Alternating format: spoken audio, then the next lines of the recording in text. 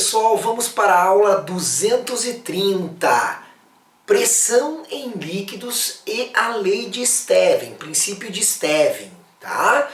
Pressão em líquidos, princípio de Stevin, importantíssimo. Nós vamos ter três princípios a partir de agora, que é o de Stevin, o de Pascal e de Arquimedes, que as grandes questões de hidrostática estão concentradas por aí. Agora, como é que nós vamos demonstrar a pressão nos líquidos? Nós vamos imaginar o seguinte: eu tenho um líquido qualquer aqui de massa específica μ. Lembra o que é massa específica, né? Massa específica é a massa dividido pelo volume.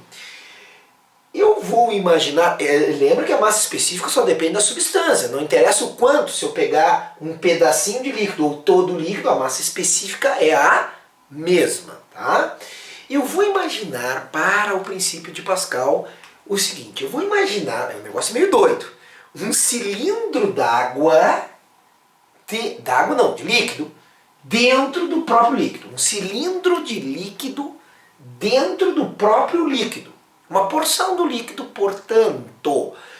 E esse cilindro de líquido, ele tem um determinado peso. Nota, não é o peso total do líquido, é o peso só do líquido. Tem um peso P desse, não é pressão. Eu vou chamar P maiúsculo de peso e P minúsculo de pressão para não confundir. Nós sabemos que o peso de qualquer corpo é calculado com a massa vezes a gravidade, não é assim? Pois bem, a massa específica, a massa por volume, eu pego esse volume que está dividindo e passo multiplicando aqui e eu vou ter que a massa pode ser calculada com a massa específica vezes volume. Então, eu poderia dizer que o peso daquele líquido ali é a massa daquele líquido, só daquele líquido, daquela porção ali. Então vai ser o quê? O peso será, massa específica do líquido, que independe a quantidade que eu pego. Volume, qual volume? Só desse cilindro imaginário. Então o volume daquele cilindro vezes a gravidade. Então tu vê que eu tenho uma outra maneira de calcular o peso. Massa específica vezes volume do cilindro vezes gravidade. Tá? Por que eu vou fazer isso? Porque se aquele cilindro imaginário está em equilíbrio, está em repouso, nós estamos na hidroestática. O líquido está parado, o fluido está parado. Então, o que eu tenho? Se ele está em equilíbrio, a força resultante sobre ele é zero. Não é isso? Está em equilíbrio, então FR é zero, força resultante é zero. Quais as forças que atuam nesse cilindro? Além do peso do cilindro, eu tenho uma porçãozinha d'água aqui, empurrando com uma força para baixo, que eu vou chamar de F1. Nota, eu tenho uma porção de líquido em cima daquele cilindro, então está sendo empurrado para baixo. Então eu já tenho duas para baixo, peso e a F1. Para que esse cilindro fique em equilíbrio, nós temos que considerar então que tem uma F2 de baixo para cima, porque segure, porque se não segurava ele caía. Porque eu estou imaginando uma situação de equilíbrio, uma situação estática, hidroestática. A conclusão é que para que esse cilindro de líquido imaginário dentro do próprio líquido fique em equilíbrio, numericamente a F2 tem que ser igual a F1 mais P. Concorda comigo? Aqui tem para cima, numericamente, módulo, tem que ser igual à soma de P mais F1. Tá? Agora, P eu já sei quanto é que é. O peso será, tá ali embaixo, massa específica, volume do cilindro vezes a gravidade. Mas o volume do cilindro, assim como esses sólidos aqui irregulares, nós sabemos, é a área da base vezes a altura H. Tá aqui, H é a altura do cilindro. A área da base, em cima e embaixo das tampas, é a A, chamei de A. Então, tá aqui. Vou puxar para cá. F2 será F1 mais μ vezes, ao invés de volume do cilindro, eu vou botar área da base vezes altura vezes gravidade. Então eu troquei nessa próxima etapa volume do cilindro por área da base vezes altura. Matematicamente eu tenho três termos. 1, 2, 3. Matematicamente eu posso dividir todos os termos por um valor qualquer, que não alteraria a minha conta. E eu vou dividir por um termo. Eu vou dividir pela área da base, vou dividir pela área da base e vou dividir pela área da base. Todos os termos divididos por A. Mesmo sem saber quanto é que é A. Agora, eu pergunto a vocês, quanto é que é força por área? Força por área é justamente o quê? Pressão que nós temos no ponto 2. Pressão no ponto 2. Agora, força 1 por área 1. Força 1 por área 1 é a pressão lá naquele ponto 1, naquele local 1. Bom, e olha aqui, a dedução. Professor, precisa saber essa dedução? Não, não precisa. Mas por que a dedução é boa? Porque daí tu vai entender algo fundamental aqui na pressão em líquidos, que é o seguinte, que se eu pegar aqui e cortar essa área e essa área, matematicamente eu corto a área em cima, numerador e denominador. Simplifiquei. Mas fisicamente eu estou te dizendo algo. Sabe o que eu estou dizendo fisicamente? A física do negócio aqui? A física do negócio é o seguinte. A área, tanto que eu peguei aqui um cilindro imaginário, aquela área não vai fazer diferença. Para quem? Para a pressão. A área faz diferença para a força, mas para a pressão em líquidos, nessa situação de líquidos, tá? Não vai fazer diferença. E notem que eu tenho aqui, ó, μHg.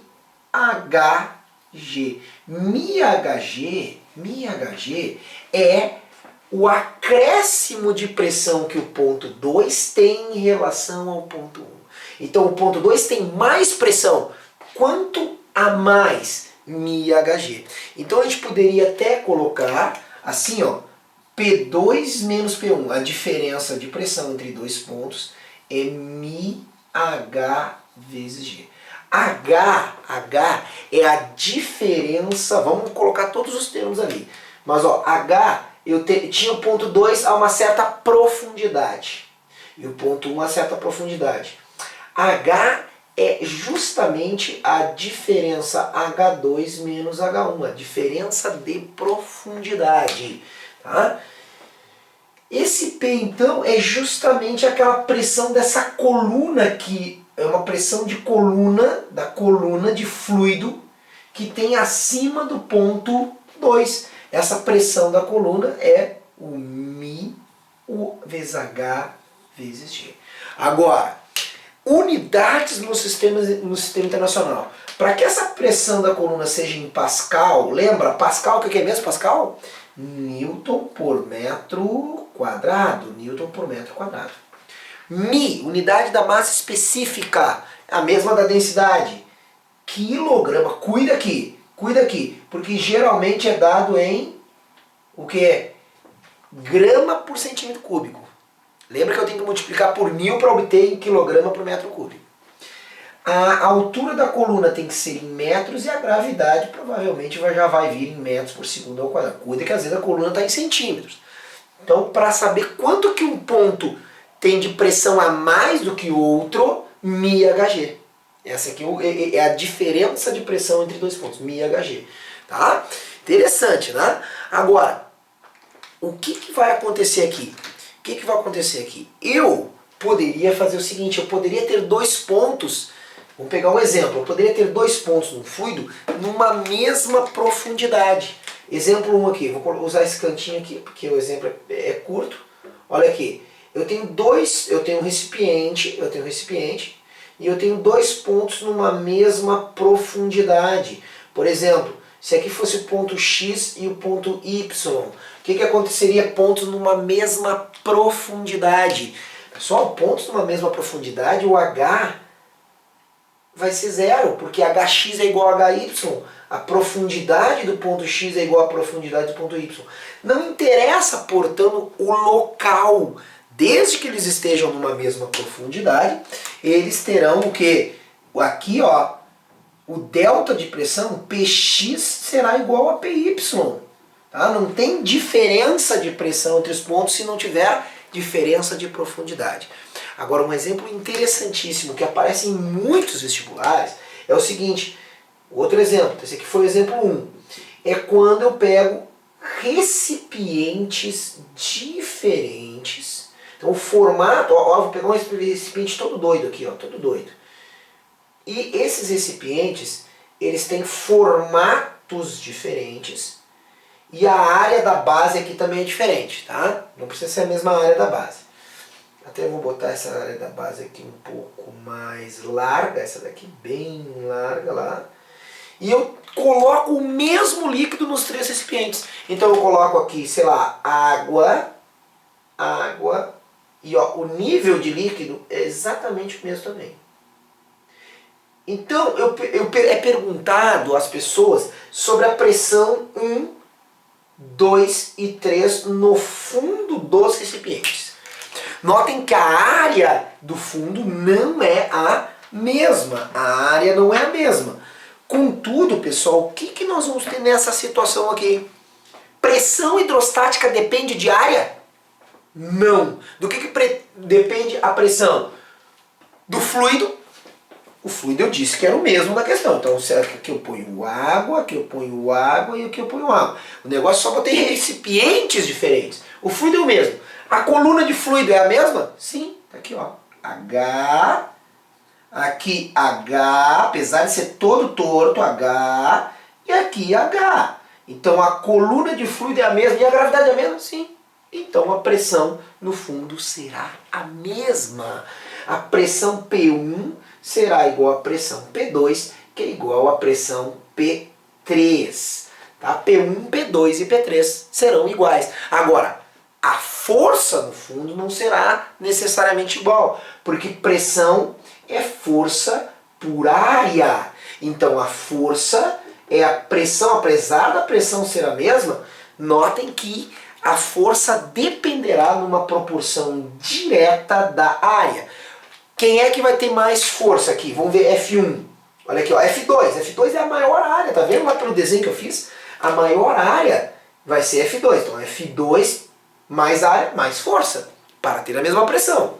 Agora, aqui depois eu tenho 1, então F2 no fundo, só estou analisando no fundo. F2 maior que F1, que é maior que F3. Olha o tamanho da área, 3 é a menor de todas.